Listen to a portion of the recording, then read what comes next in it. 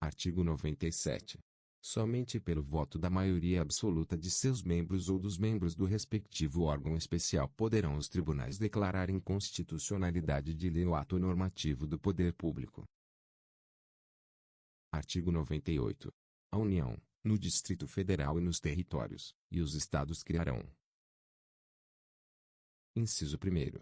Juizados especiais, providos por juízes togados, ou togados e leigos, competentes para a conciliação, o julgamento e execução de causas cíveis de menor complexidade e infrações penais de menor potencial ofensivo, mediante os procedimentos oral e sumaríssimo, permitidos, nas hipóteses previstas em lei, a transação e o julgamento de recursos por turmas de juízes de primeiro grau. Inciso 2º. Justiça de paz, remunerada, composta de cidadãos eleitos pelo voto direto, universal e secreto, com mandato de 4 anos e competência para, na forma da lei, celebrar casamentos, verificar, de ofício ou em face de impugnação apresentada, o processo de habilitação e exercer atribuições conciliatórias, sem caráter jurisdicional, além de outras previstas na legislação. Parágrafo 1º. Lei Federal disporá sobre a criação de juizados especiais no âmbito da Justiça Federal. Parágrafo 2º. As custas e emolumentos serão destinados exclusivamente ao custeio dos serviços afetos às atividades específicas da Justiça. Artigo 99. Ao Poder Judiciário é assegurada a autonomia administrativa e financeira. Parágrafo 1º. Os tribunais elaborarão suas propostas orçamentárias dentro dos limites estipulados conjuntamente com os demais poderes na Lei de Diretrizes Orçamentárias. Parágrafo 2º. O encaminhamento da proposta, ouvidos os outros tribunais interessados, compete. Inciso 1º. No âmbito da União, aos presidentes do Supremo Tribunal Federal e dos tribunais superiores, com aprovação dos respectivos tribunais. Inciso 2º. No âmbito dos Estados e no do Distrito Federal e territórios, aos presidentes dos tribunais de justiça, com aprovação dos respectivos tribunais. Parágrafo 3º. Se os órgãos referidos no parágrafo 2º não encaminharem as respectivas propostas orçamentárias dentro do prazo estabelecido na Lei de Diretrizes Orçamentárias, o Poder Executivo considerará, para fins de consolidação da proposta orçamentária anual, os valores aprovados na lei orçamentária vigente, ajustados de acordo com os limites estipulados na forma do parágrafo 1º deste artigo. Parágrafo 4º. Se as propostas orçamentárias de que trata este artigo forem encaminhadas em desacordo com os limites estipulados na forma do parágrafo 1º, o Poder Executivo procederá aos ajustes necessários para fins de consolidação da proposta orçamentária anual. Parágrafo 5º. Durante a execução orçamentária do exercício, não poderá haver a realização de despesas ou a assunção de obrigações que extrapolem os limites estabelecidos na Lei de Diretrizes Orçamentárias, exceto se previamente autorizadas, mediante a abertura de créditos suplementares ou especiais. Artigo 100. Os pagamentos devidos pelas fazendas públicas federal, estaduais, distrital e municipais, em virtude de sentença judiciária, far-se-ão exclusivamente na ordem cronológica de apresentação dos precatórios e conta dos créditos respectivos, proibida a designação de casos ou de pessoas nas dotações orçamentárias e nos créditos adicionais abertos para este fim. Parágrafo 1º. Os débitos de natureza alimentícia compreendem aqueles decorrentes de salários, vencimentos, proventos, pensões e suas complementações, benefícios previdenciários e indenizações por morte ou por invalidez, fundadas em responsabilidade civil, em virtude de sentença judicial transitada em julgado, e serão pagos com preferência sobre todos os demais débitos, exceto sobre aqueles referidos no parágrafo 2º deste artigo. Parágrafo 2º.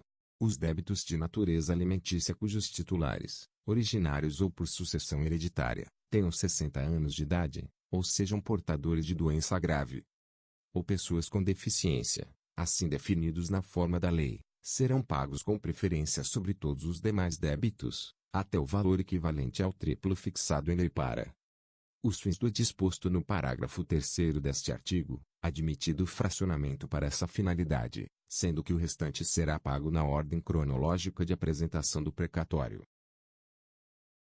Parágrafo 3º.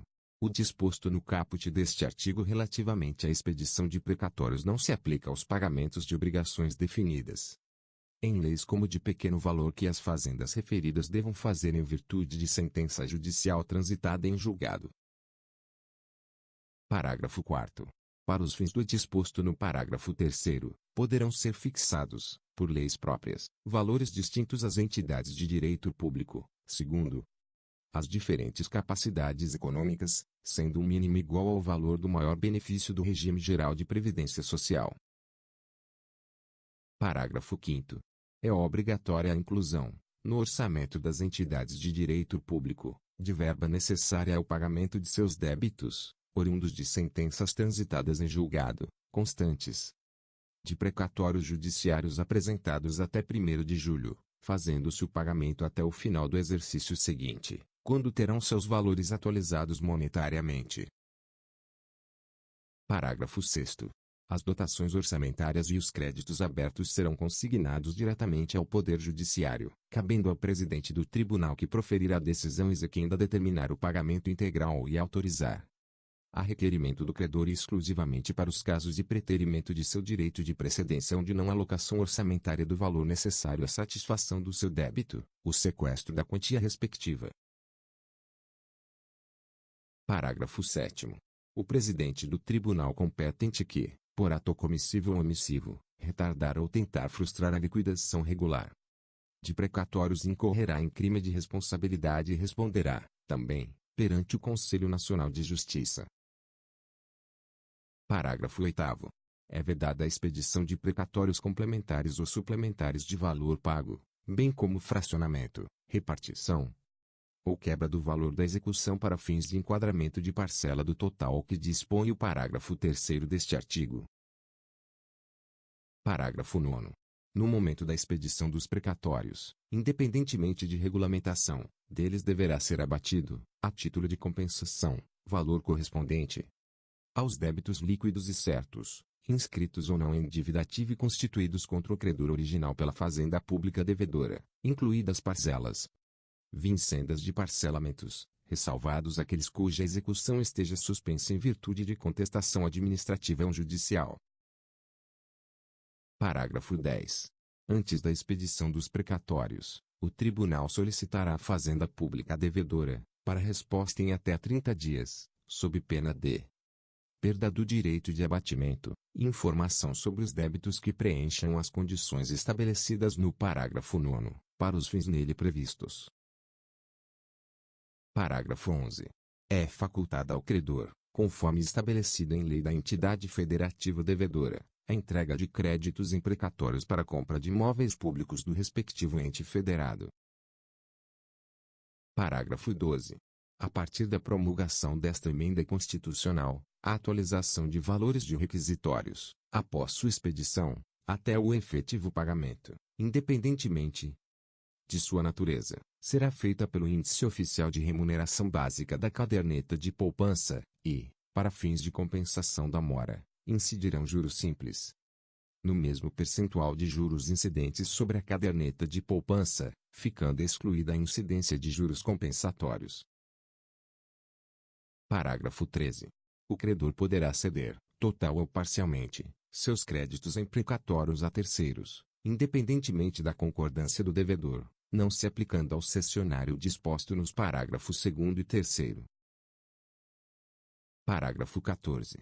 A cessão de precatório somente produzirá efeitos após comunicação, por meio de petição protocolizada, ao tribunal de origem e à entidade devedora. Parágrafo 15.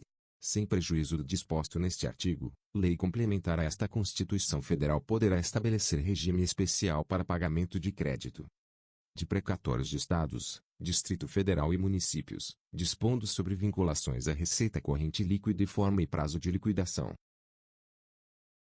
Parágrafo 16.